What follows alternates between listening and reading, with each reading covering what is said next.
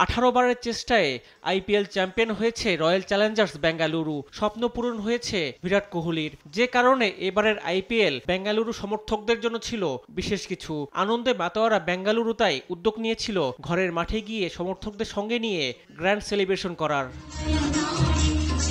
প্রিয় দলের প্রিয় তারকার সঙ্গে শিরোপা উদযাপন করতে বেঙ্গালুরুতে সেই অনুষ্ঠানে উপস্থিত হয়েছিলেন হাজার হাজার ভক্ত। কিন্তু তাদের সেই আনন্দ মুহূর্তে রূপ নেয় বিষাদে। বেঙ্গালুরু শিরোপা উদযাপন অনুষ্ঠানে হুড়োহুড়িতে প্রাণ হারান 11 জন সমর্থক, আহত হন প্রায় 50 জন, যাদেরকে হাসপাতালে ভর্তি করানো হয়।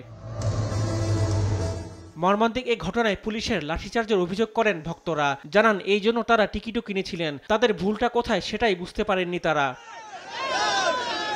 বেঙ্গালুরুর এই প্রোগ্রামটির টিকিট মুহূর্তেই বিক্রি হয়ে যায়, কিন্তু যথেষ্ট নিরাপত্তা ব্যবস্থা না থাকায় স্টেডিয়ামের বাইরের প্রধান ফটক সহ অন্যান্য গেটের বাইরে হুমড়ি খেয়ে পড়েন ভক্তরা।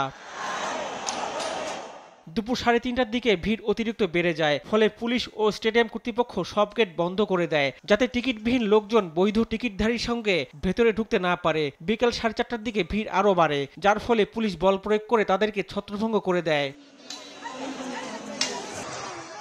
উদযাপন শেষ করে সন্ধ্যা 6:30টায় দল হোটেলে ফিরে গেলেও ভক্তরা তখনও স্টেডিয়ামের আশেপাশে অবস্থান করছিলেন, যার ফলে ট্রাফিক জ্যাম ও বিশৃঙ্খলা আরও বাড়ে। এরপর ধীরে ধীরে সেখান থেকে মানুষ সরে গেলেও দিনটি আইপিএল ইতিহাসে একটি কালো অধ্যায় রচনা করে ফেলে। রিফাত আঞ্জুম, দেশ টিভি, স্পোর্টস ডেস্ক।